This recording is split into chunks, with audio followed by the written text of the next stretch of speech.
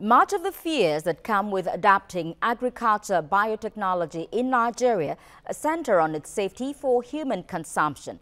But the country's biosafety authorities are sure of their readiness to mitigate any such risks. Lara Afolayan reports.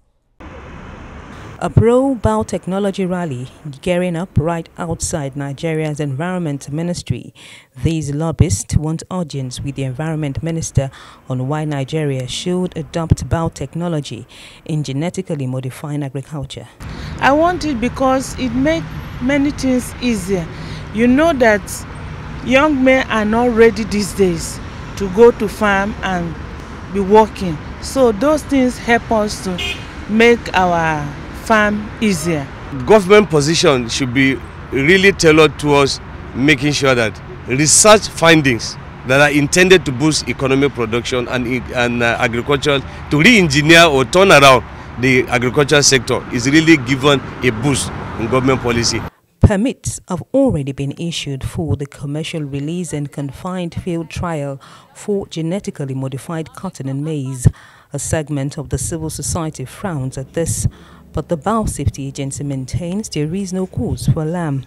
I know there have been a lot of controversies in some of the actions we have taken, and generally on genetically modified organisms. We are not saying these controversies will end in the next 10 years. It will continue.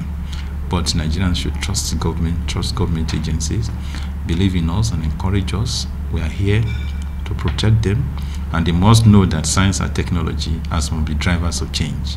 Some food items being sold and consumed in the country are termed GMO suspects.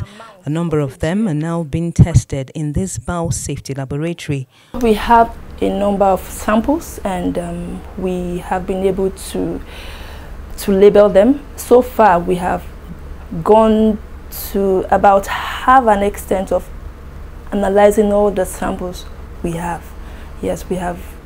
I think we started the analysis on the 14th of March, and so far we have gone a great deal. I think about 50% so far. I can say this anywhere, that we have all it takes when it has to do with equipment to analyze GM foods, GM feeds and GM products in Nigeria. Any of these consumables found to be genetically modified will be withdrawn from circulation, and their importers asked to seek the right approval, after which they are to be properly labeled for consumers to make their choice. We have also requested the superstores to declare on their own those suspects. We give them criteria to follow the type of the ingredients they have in those ones containing maize from some particular countries, and some of them have come with those suspects on their own.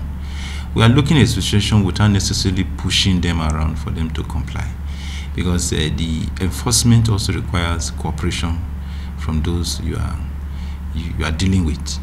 Many of these kinds of consumables may still be sold in several parts of the country, even beyond what the authorities can contain. But this agency maintains it is well equipped to manage the situation. Lara Afolayan, TVC News, Abuja.